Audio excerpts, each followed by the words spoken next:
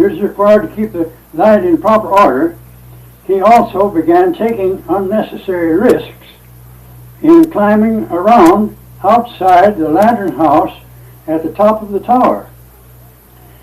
It was the general custom in the early days that visitors were allowed to climb the spiral stairway to the outer walkway just beneath the lantern for the wonderful view that from that from that safe railed platform. This did not suit young Dwight. His ambition led him to scale the metal frame surrounding the lantern house. Walking on the ledge and holding to the metal screen, he made a complete circuit around the lantern house without any mishap. Having accomplished this feat, he looked for more daring pranks and decided to climb on up the lamp screen to the roof of the tower, where he celebrated his triumph by standing on his head on the tipmost top of the roof. These particulars in the old photograph, note these particulars in the photograph of the Jupiter lighthouse that was made about that time by Mel Spencer, also an assistant keeper. The arrival of the United States battleship Oregon off of Jupiter Light was a memorable day for all the inhabitants of the surrounding territory. The Oregon was in the Pacific Ocean at the time of the sinking of the battleship Maine in Havana Harbor. The Oregon had not yet been equipped with the then newfangled wireless, but was ordered to sail around Cape Horn to get to the Atlantic as soon as possible. Meanwhile, the Spanish Admiral Cervera had sailed from Spain for Cuba, and the whole east coast of Florida was much concerned that this fleet might try to shell the coastal towns as it sailed to Cuba.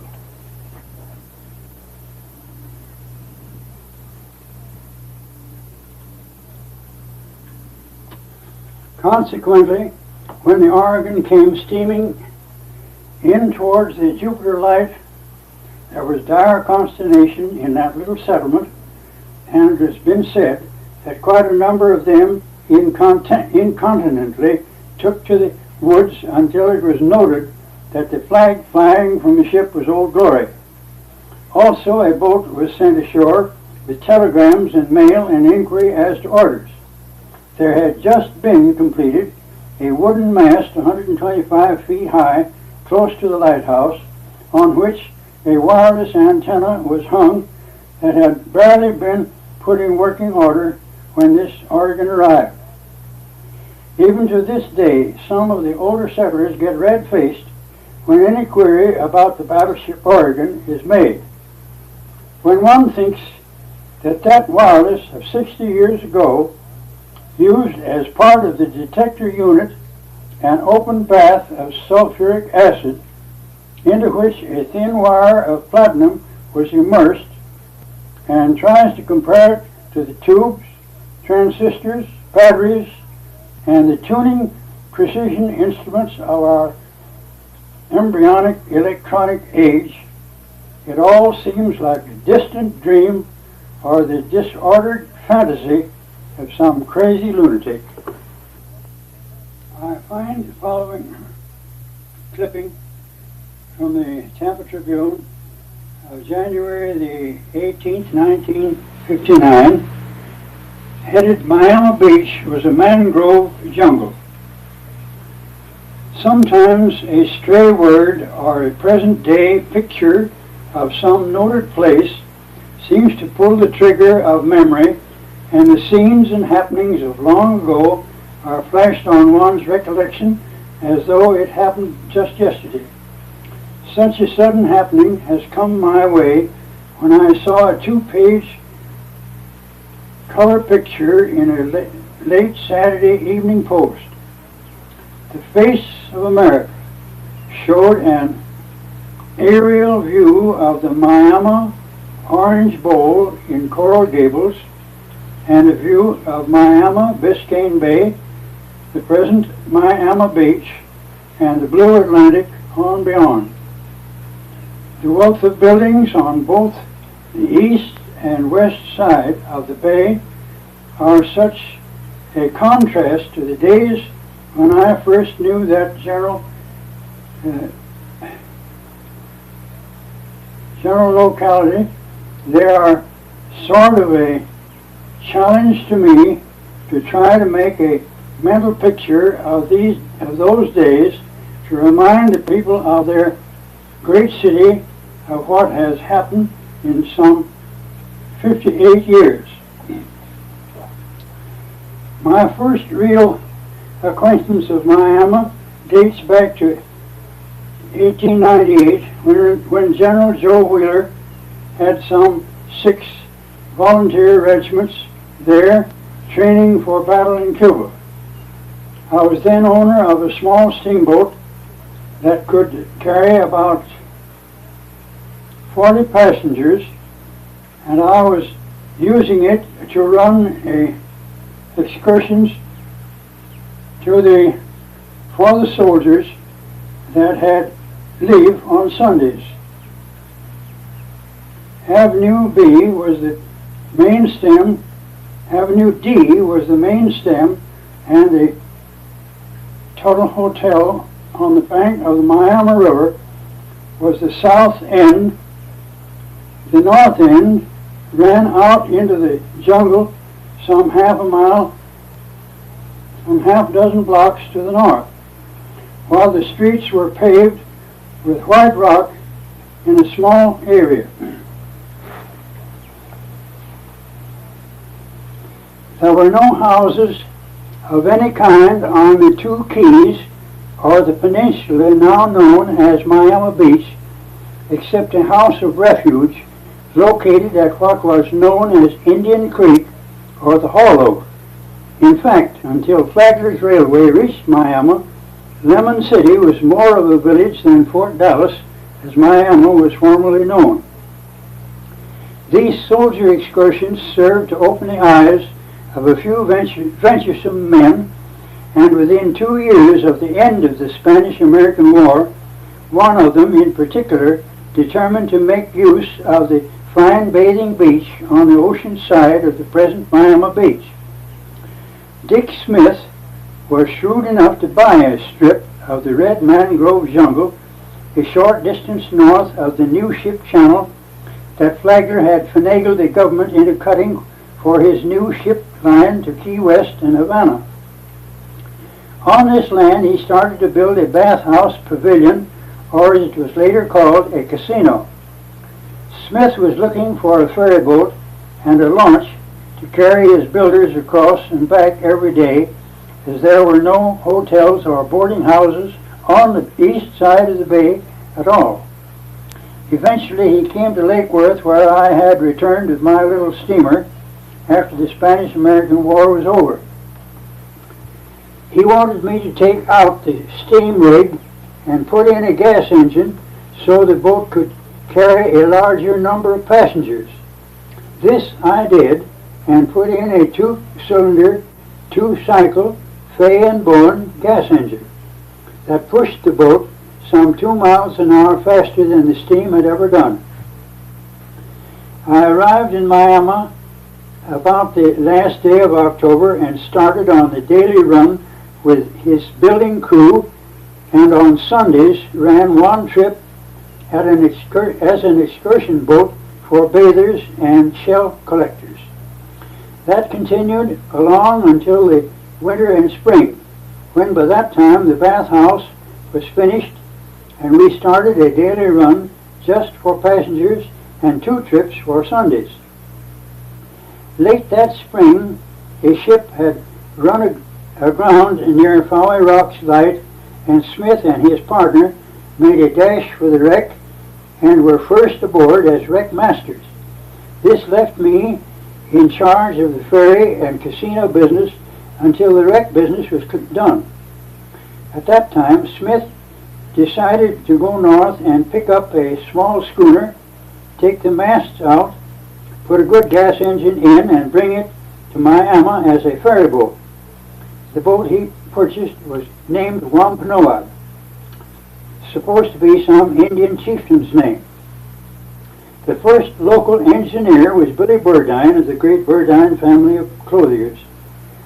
This new ferry boat left me out, and I soon made a connection with a Mr. Haley, superintendent of a tan bark company that was getting the bark from the red mangrove trees with a dredge at Little River and a camp on Bull's Island, just a short distance north of Dick Smith's casino.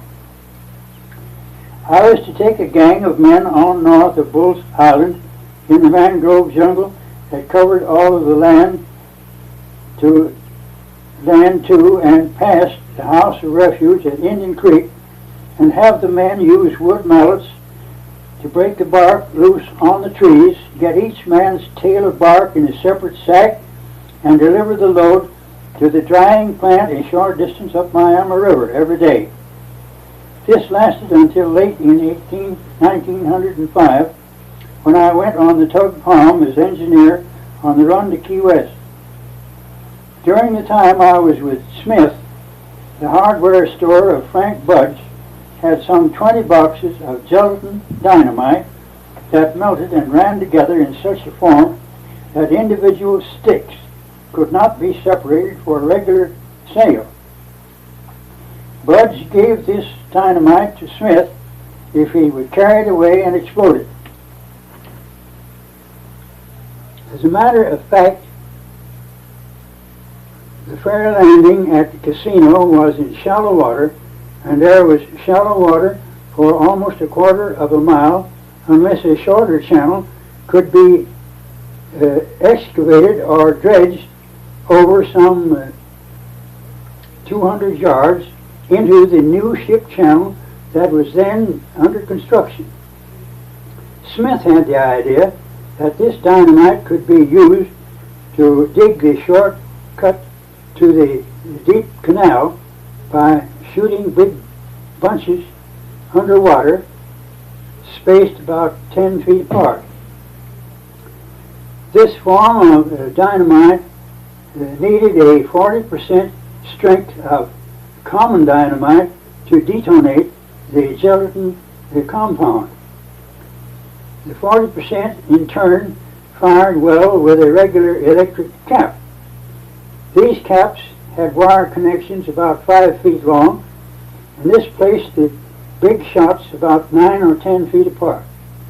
Of course, it fell to my lot to load these 20 boxes in the ferry boat alone, make the trip across the bay alone, do all the unloading and carrying each box off the dock a safe distance, and stacking the boxes into a compact pile. Also, it fell to my lot to see the firing of this ton of dynamite. The first trial shot was only a group of 10 or about 90 feet of the proposed ditch. As the average depth of water was about 2 feet, this meant going overboard to survey the proposed channel, set stakes in a straight line, and place the charges centered along the stake line. We had the use of a push-down magneto to furnish the electric charge to fire the caps, and about 200 feet of well-insulated wire to attach to each end of the cap wires as they were hooked up in series. When everything was ready for the blast, I took the magneto in a small rowboat as far to the windward as the insulated wires would permit, and then gave as hard a shove down as on the magneto as I could. People on the Miami side of the bay who happened to see it made statements varying from 100 to 300 feet that the water and mud were blown into the air. A careful survey of that 90 feet showed a ditch about 12 feet wide and from 4 to 5 feet deep.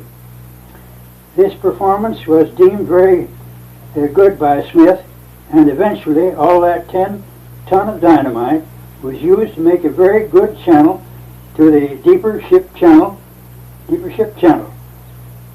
The last box was used to blow a very deep hole in front of the ferry dock. I have no knowledge as to how long this ditch was used before it gradually filled in again to the original level.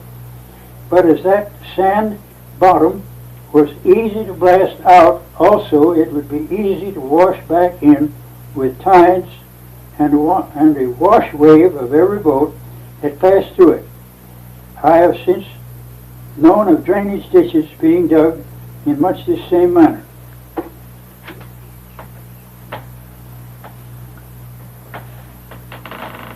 It was not long that I was working for the tan bark people until engineers for operating tugs and steamers and so forth on Flagler's road across the Key West were in great demand. At that particular time, a man by the name of Will, we called him Bill, Kitchell, was the chief engineer of the repair department of any of the tugs, gas engine tugs especially, that were being used at that time, and he was still stationed in Miami. I had become pretty well acquainted with this Bill Kitchell because we would swap stories with one another when I was anywhere near his shop about the various kinds of engines that were coming in that were brand new to each one of us. He was a very studious young man and apparently went to the bottom of all the necessary things about all of these new engines. And he also realized the fact that I held a steam engineer's license and figured that it wouldn't be hard for me to get a gas engine license that was just beginning to be thought of in those days, gas engineer for boats. And he saw to it that when a certain boat was brought down by some of the tan bark people's men who had sent me and another man of theirs to Jacksonville to bring this boat of theirs down,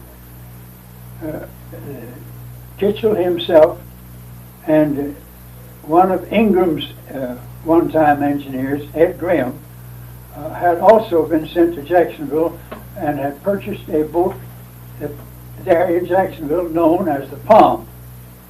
The Palm was about 45 to 50 feet long. It really was a little larger than my own little steamer had been, and the engine that was immediately put into that when after they got it to Miami was a 50 horsepower, which was a big engine in those days, a 50 horsepower, 3-cylinder standard engine. The general revolution per minute that this engine would make with the size of propeller put on it was probably about between 250 and 300, possibly 350 as the very maximum that could be turned over with that propeller.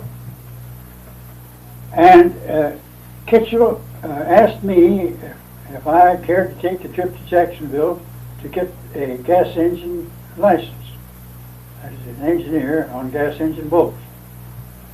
And they saw to it that I had a free ticket up and back, and I passed the so-called examination of those days and got my ticket, came back and was put on as the head engineer of the Palm. At first, this boat was only used for daylight runs in towing of to and from Miami of various kinds of material to some of the earliest machine plants that were along on the various keys from Key Largo on towards Key West. I do not believe we ever went very much farther than Key Largo for quite some little time. But eventually, it is believed that we were needed more definitely at Long Key than anywhere else, because there was an open space of water between the keys of about 5 miles, over which the concrete arches themselves were to be built out in open water. not on the quays or across the quays themselves. That the building of the railway on the quays themselves was usually by piling up more dirt in the low places and making a regular grade across the quays on the highest spots of land and filling in between. So I was sent down there, and another engineer was put aboard so that this boat could be used day and night. When we arrived at Long Key, we found that the crew that was not on duty would not live aboard the Palm, as we had been in the habit of doing before when we were only running in daylight, and would tie up for the night or lay at anchor somewhere. So that the crew that was off duty were put aboard the barge called Houseboat Number 4 at the end of Long Key, the south end of Long Key. This houseboat had dining room and kitchens and sleeping quarters that had been built as an additional house on the top of an old flat-bottomed, straight-sided Mississippi barge that had been towed across from the mouth of the Mississippi River down the west coast of Florida, around through the inland waterways as far as it could until it came up inside there at Long Key and was tied up to dolphins, and it was a floating hotel and sleeping quarters for anywhere from 150 to possibly 175 men. I have written some of the things about my experiences down there, which tend to show what happened in those days, and I stayed in that particular part of the country until the terrific hurricane of 1906, when this same houseboat was blown away. And I have also written a story of that houseboat, and that I was on it, and it broke up, and I was finally rescued and brought back to Miami. I shall read some of that material itself from now on for a while, until I come to the place where I finally quitted all the Florida work and returned to Kansas, at Manhattan, Kansas, to be a teacher in the old school from which I had graduated in 1890.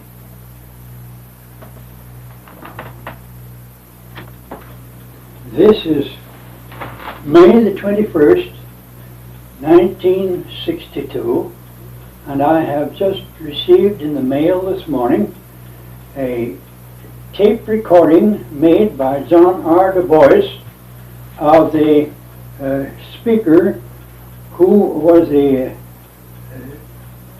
chief speaker at the Lake Worth Pioneer meeting this last May, and which I have been, as I say, I've been listening to it. In it he says he has scattered himself and what he had to say pretty much all over the state of Florida.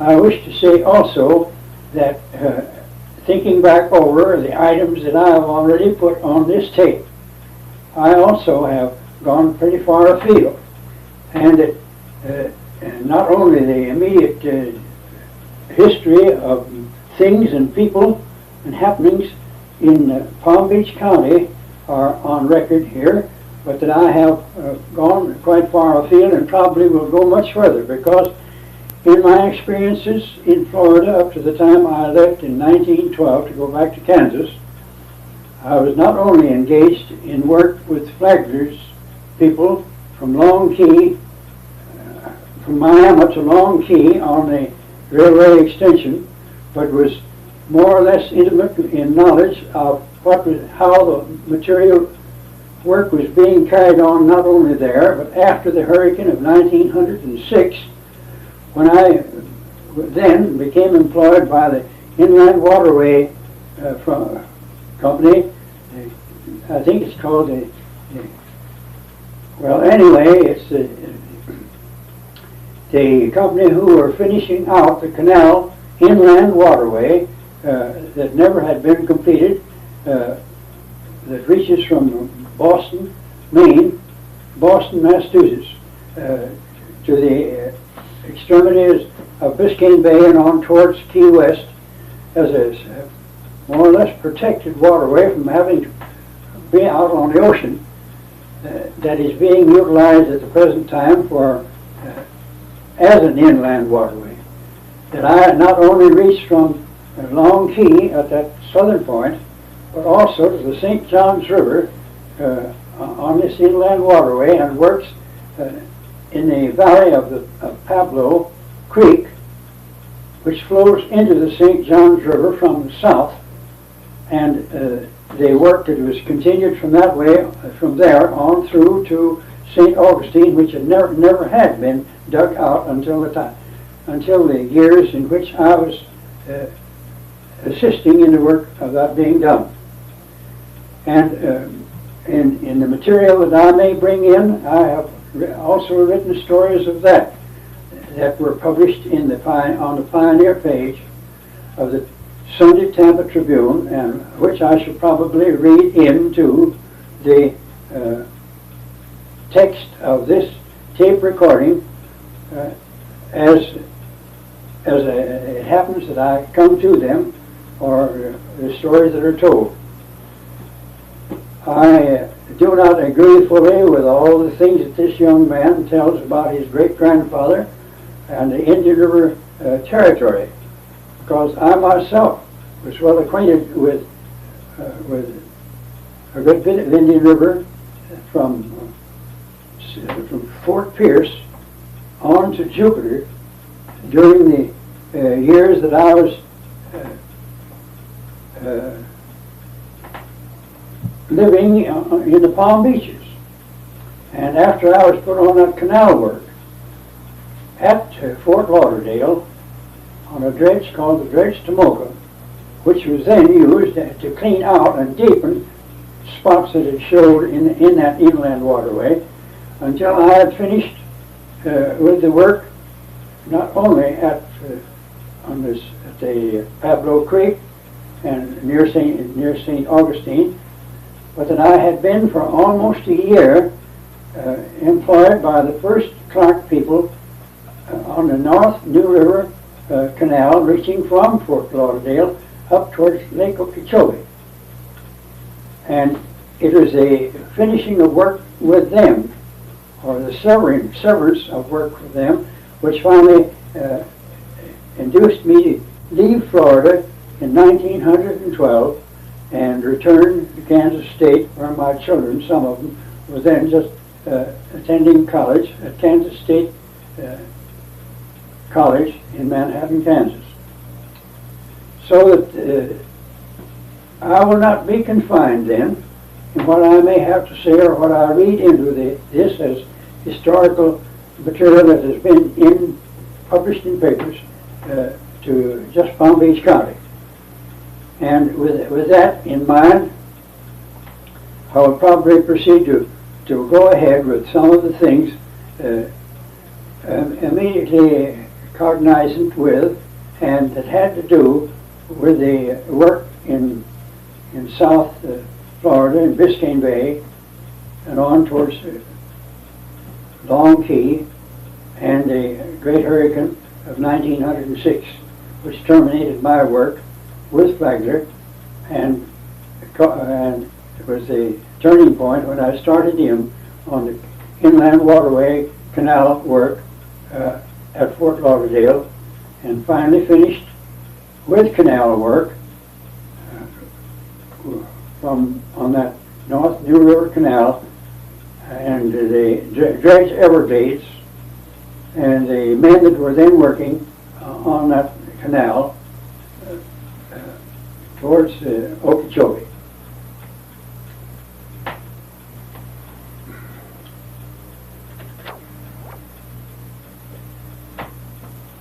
I believe that in some of the talks between reading material onto this record, I have mentioned the fact that Bill Kitchell was one of the men that I knew at Miami who was engaged by the Flagler people in maintaining the up-to-the-minute efficiency of the gas-engined tugs and motorboats that were found necessary to be utilized by the various men that were at work on that overseas railway towards Key West. This man, Kitchell, not only was there, but later with Flagler, but later he also was taken over by the Inland Waterway and Canal Company as the superintendent, if you please, and possibly the erecting engineer of two excavators that were put on rollers north of St. Augustine to begin the cuts through the deepest part of the land bridge that never had been dug out.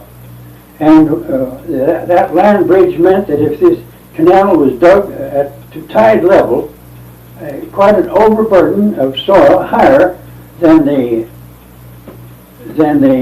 tidal level would have to be dug and put out of the way. And these machines were then intended to dig the canal and with their booms reach over into the canal on one side and the dirt itself be thrown as far as possible with their booms swung completely away from the canal. This Bill Kitchell then was the man who saw to it that I was put in charge of one of the engines on one of the tugs that was called the Palm. This Palm then was utilized from Miami south on the Keys at that time in the Flagler work. And one of the trips that we were called upon to take care of was to take a load of dynamite on a barge, just boxed up in 100-pound boxes, and tow that behind this tug. And in the tug, we were to take and we did load into the tug itself, tug Palm, the dynamite caps that were utilized with electric current to fire that dynamite. It's true that we left the barge with a reasonable length of rope behind us, but if anything had happened that the caps might be exploded, we had our boat loaded up with just those caps alone. The power of those caps would have set the dynamite is close enough that we probably would have set the dynamite off anyhow, and we would have been blown out of the water completely, and there'd been nothing left but a mud hole where the boat and the barge had been. We hadn't gotten through with our tow when night came on, and we were only running daylight in those days, and we anchored out in Card Sound, as it's called in those days. I presume it is still called Card Sound, and it is quite an open space of water. And this tug of ours had a flagstaff mounted in the front of the tug, and the captain himself used that flagstaff more or less to line up how his boat was, the shape of his boat was, and how he had to make the curves and turns in the canals and so forth. Well, we anchored then in Card Sound and just left that barge of dynamite swing by the length of the cable behind us, and we put no riding lights on it either, which I suppose was against the law in those days. But as that may be, we had no riding lights on that. And we all turned in and went to sleep. During the night, a rainstorm came up, and there was considerable thunder and lightning. And I've wondered since how near we came to being a good object that had been struck with that flagpole of ours, reaching some 15 feet or so more above the water level, out in that open water, and what had happened if those caps had gone off. But fortunately, we got by with that load of dynamite and landed it safely, and got rid of the dynamite caps too. And I think that all of us that were aboard that tug at that time, the captain, the deckhand, and the cook, and myself as engineer, breathed a long sigh of relief when we got up power and got away from that place as far as we could get. There was one thing that happened among others down there. An accident did happen to some men that were working in the water not far from where dynamite had been stored, and some of that dynamite happened to be fired at a time somehow or other. They think it was a lightning stroke that started off, and these men that were in the water were instantly killed.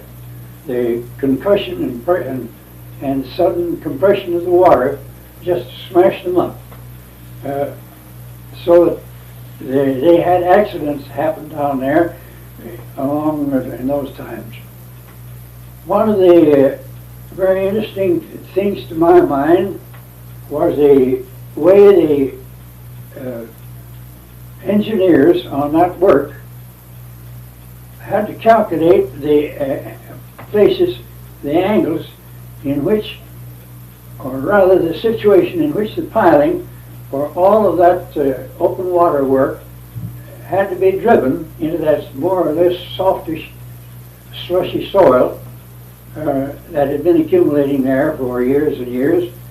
And these pilings had to be properly situated in each one of the bases of the arches around which the concrete would be poured over the heads of those, and the reinforcing would be reaching up into the upper part of the arches that were formed from one base to another. The engineers calculated the places where each of those pilings had to be set, and they drew a line some 500 feet away from where the center line of the railway was to be, and erected small platforms on which engineers' transits could be placed and angles turned by those transits from those 500-foot stations back towards the main line of the track, and 2 transits at a time were given angles for every piling that is driven. I think I have an article written on that, and I'll dig it up and attempt to read it in here at the present time. A masterpiece of engineering. Some 52 years ago, I was chief engineer on the tug Palm that was used as a horse of all work during the early years that Henry M. Flagler was building the overseas railway from Miami to Key West. In the fall of 1908, the Palm was stationed at Long Key, where the first long stretch of open water of some 5 miles was to be negotiated. This meant the location of the line from Long Key to Little Money Key by the civil engineers, and also the location of every piling in the open water where the bases of the concrete arches were to be built. The finished railway line was not established by any row of stakes set in the open water. Instead, the resident engineer, Mr. Parlin, established a series of platforms some 500 feet east of the rail line, all the way from one key to the other. These platforms were 4 pilings driven in a small square with a secure floor large enough for a transit man to set his instrument over a tack pinpoint. These successive pinpoints being a perfect parallel to the rail line, or center of the new archway that was to connect the two quays. These platforms were also some 500 feet apart, and the tack over which the transits were set had been very accurately set by triangulation, so that the distance between any two platforms was exactly the same, and was used in calculation as a baseline from which all and each piling that was to be driven for each and every base of the concrete arches was pinpointed by two transit men on two adjacent platforms, taking simultaneous sights on the pile as it was held in the leads of a steam pile driver. The driver barge had to be moved until the vertical crosshairs to each transit centered the piling. As there were some 12 piling in each base or pier, this meant that each piling called for a correction of the angles on both transits.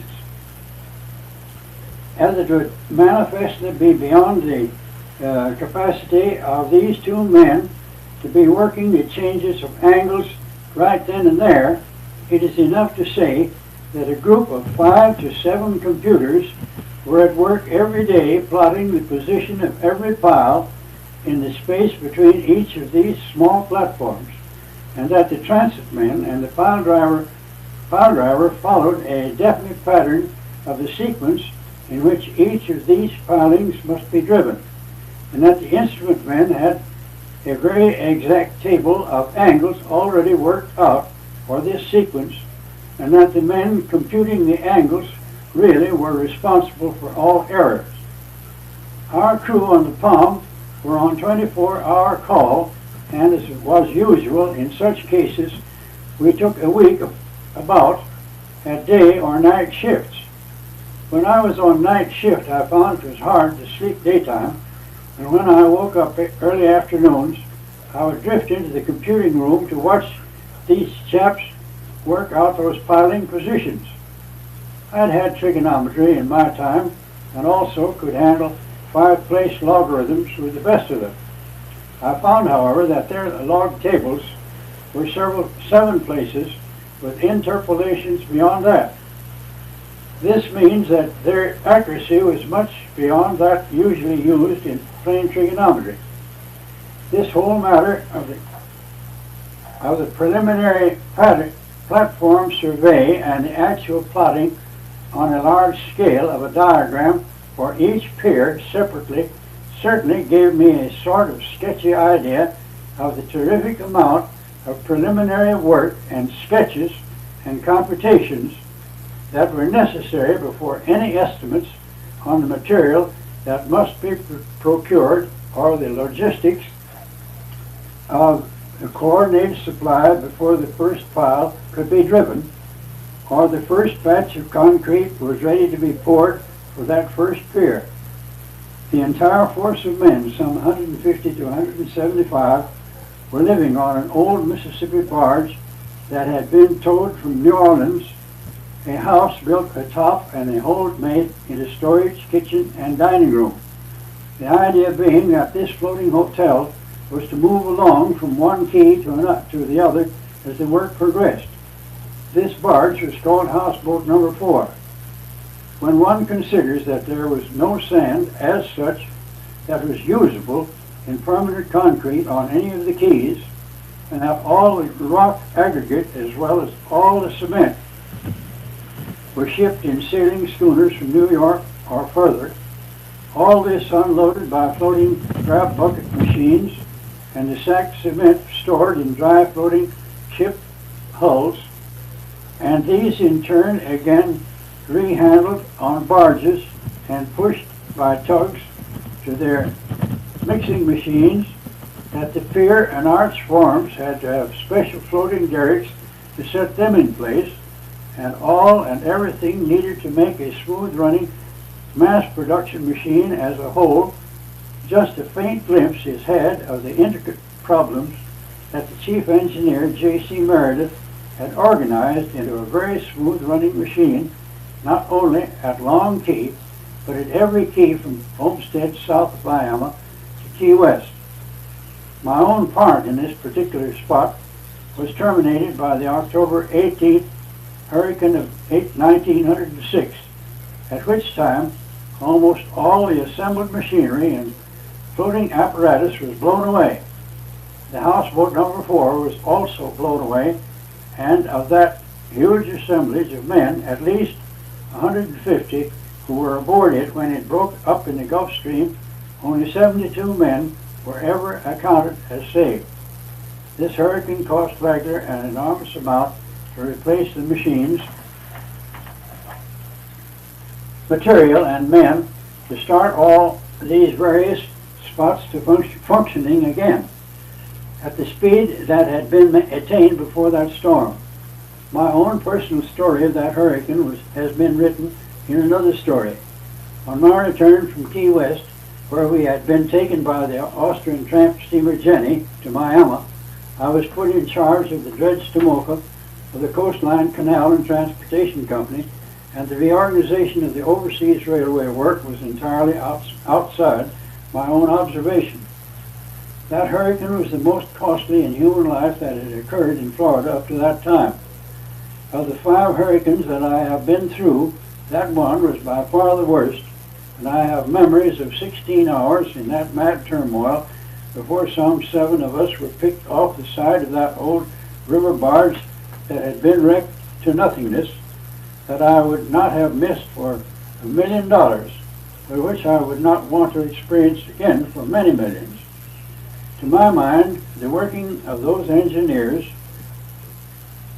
with the piling data is as thrilling in human accomplishment as some of the things that are done by the Univac robot brain. There are more stories of these days that are almost as dramatic in their conception and execution. Perhaps I can tell the story, which I have already done, of H.B. Plant's expedition from Fort Myers to Miami from the notes of Wallace R. Moses, when I get to know whom I got to know well after he came to live in West Palm Beach. As I have been speaking of the hurricane of 1906, I will proceed to read the story which I had written about it, as far as I remember, and which has been printed in the Tequesta, which is the Journal of the Historical Association of Southern Florida, in 1959, in volume number 19. The heading is The Wreck of Houseboat Number 4, October 1909, by W.H. Sanders. With the approach of each new hurricane season, I often think over my experience of 53 years ago when I, with 160 other men, was washed away from Long Key on the morning of the 18th of October and lived to tell the tale. I had been living on the southeast coast of Florida for some 15 years, first at Lake Worth Lagoon, now West Palm Beach, and at Miami for a part of this time. There had been 4 hurricanes while I was living at Lake Worth. I thought that I had learned all there was to know about such storms, but the 5th one was by far the worst, and I found out a lot more about them. Henry M. Flagler had made a good start on building the Florida East Coast Railway from Homestead on the mainland over the Keys that stretched out southwest to Key West. On one of the main points where open water had to be bridged with concrete arches started at Long Key and extended to Little Money Key almost 5 miles away. The story of the assembling of men, material, and machinery was a saga in itself, but it is enough for our purpose to say that housing and feeding needs were met by towing an old Mississippi River barge across the Gulf of Mexico, making the below decks into kitchen and dining room, and building a 1-story frame house on deck that resembled the Christmas Noah's Ark of our childhood days. The house served as sleeping quarters for some 150 to 175 men, as well as offices for the division engineer and his men who were directing the work. Several gasoline-powered tugs were used to push barge loads of material from huge stockpiles to the machinery that was used to setting the piles, erect the forms, set the reinforcing steel, and mix and pour the cement. It was my fortune to have a marine engineer's license, and by reason of it to be chief engineer on the tug Palm. The routine work was on 24-hour round-the-clock schedule. Work was getting well into stride in the fall of 1906 when a hurricane hit Long Key on the morning of October the 18th. As a matter of fact, the wind had increased so much that all work had been shut down at midnight and all men had retired to houseboat number 4, as the old barge was called. We were all trying to get some sleep, but for many of us who had had some experience with hurricanes, it was an uneasy sort of effort. Hurricane warnings were unknown at that time. The Weather Bureau had not yet developed the modern system of detecting and locating them. However, as I look back at that time, I'm sure that the men whose forefathers had lived on the Keys had developed some sixth sense regarding the approach of a hurricane. It was the practice of at the time to hire these conchs, as they were known, on the mainland to pilot the many tugs, steamboats, and small launches that were used to move the men to and from work, carry the officials to and from Miami and Key West, and move the barge loads of material on the construction project. Possibly because of this sense of impending storm, not one of them was on the job at the time, leaving the work in the hands of persons who knew nothing about such storms. At 6 o'clock on the morning of the 18th, there was not a single craft with gasoline power that could be started. They were already wet by the spray. There was as yet no realization of serious danger, but as a consequence of the wet engines, none of the men on the houseboat were transferred to Long Key and greater safety. By early morning, the wind blowing from the north was so strong that we all began to fear that the dolphins would be pulled up and let us blow away, or that the cables would break and set us adrift in the storm. The cables did break at about 7:30, and we were swiftly on our way southward across Hawks Channel and into the famous Gulf Stream in a hurricane wind estimated at more than 100 miles an hour.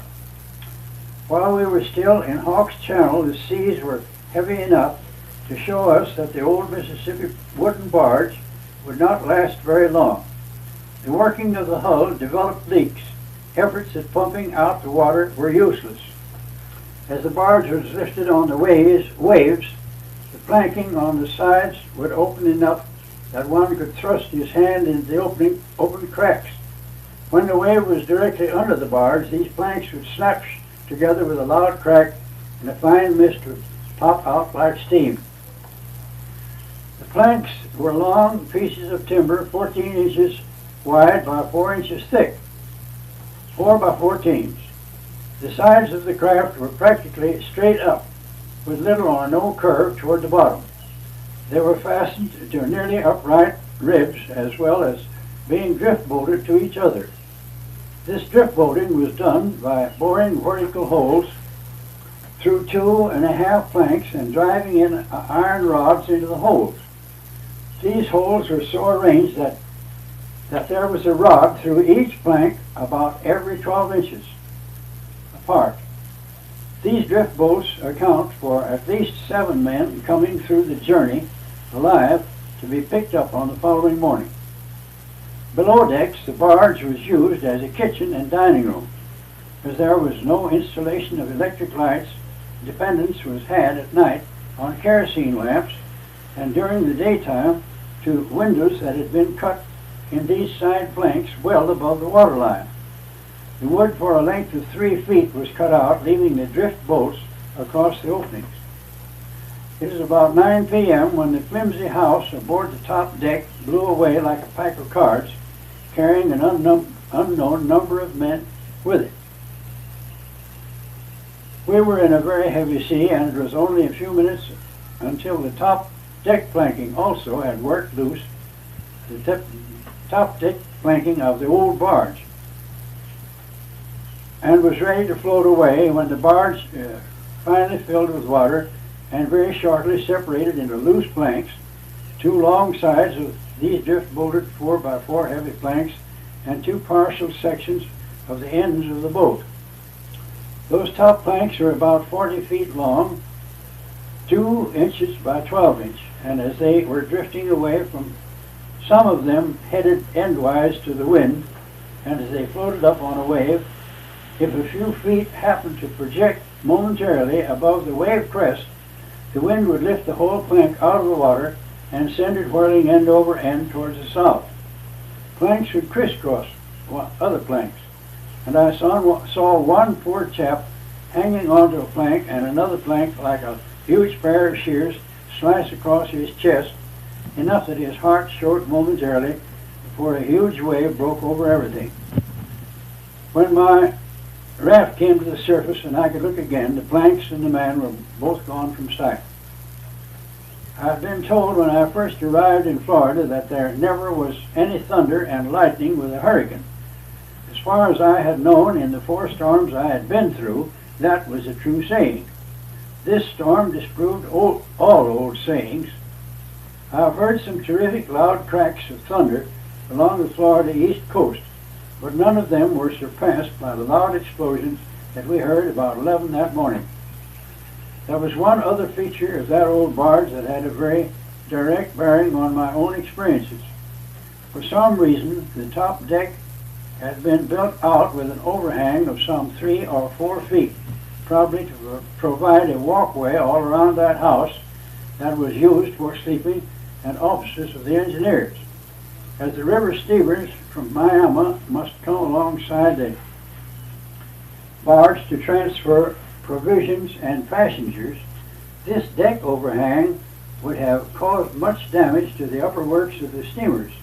To avoid this, a series of 6 by 6 inch timbers were fastened to the deck edge and held away the same distance from the side of the barge at the steamer deck gunnels by a short 6 by 6 and a 3/4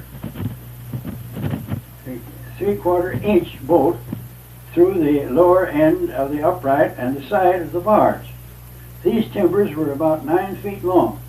When the old barge went to pieces, one of these bolts hung on to the end of the 9 by 6 by 6, and when the side of the barge turned smooth side up, that timber was thrashing back and forth at one end of the raft we were on. Most of the 10 men that made this raft were able to sit in those windows that had been cut for light and hold on to the drift bolts that were left uncut. I had tried sitting in one of the windows, but found I was wider through the hips than the rest, and I, with another man in the same fix, elected to hang over the end of the 6 by 6 timber and grasp the iron bolt and hang on, taking turns at having our stomachs against the end of that timber, with the other chap lying against his back spoon fashion. When I got home on the 20th, there was a very plain square mark on my stomach where the force of the waves forced me against that timber hard enough to leave a mark.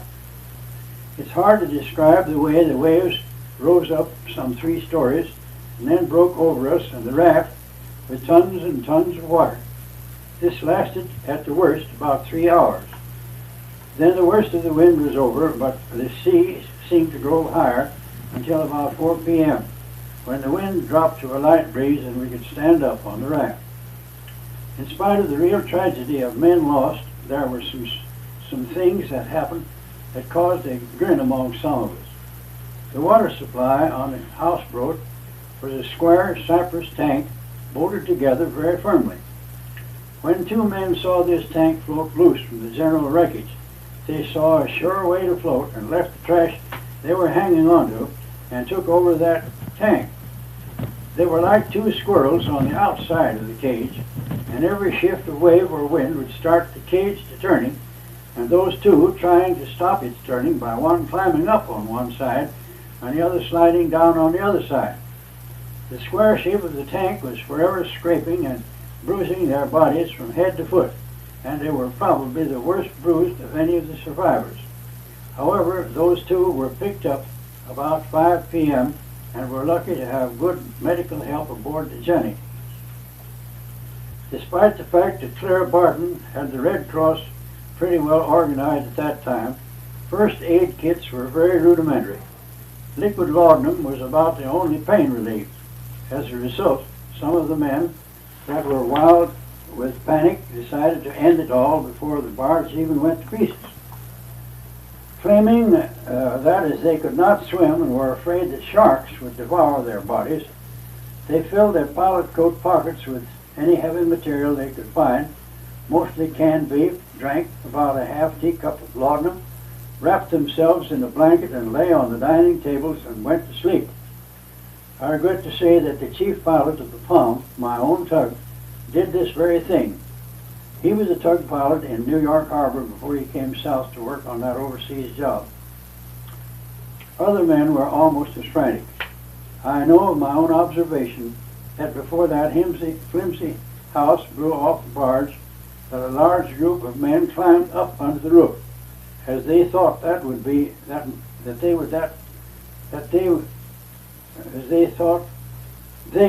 that much longer out of water, with no thought that the house itself would collapse even before the barge broke up.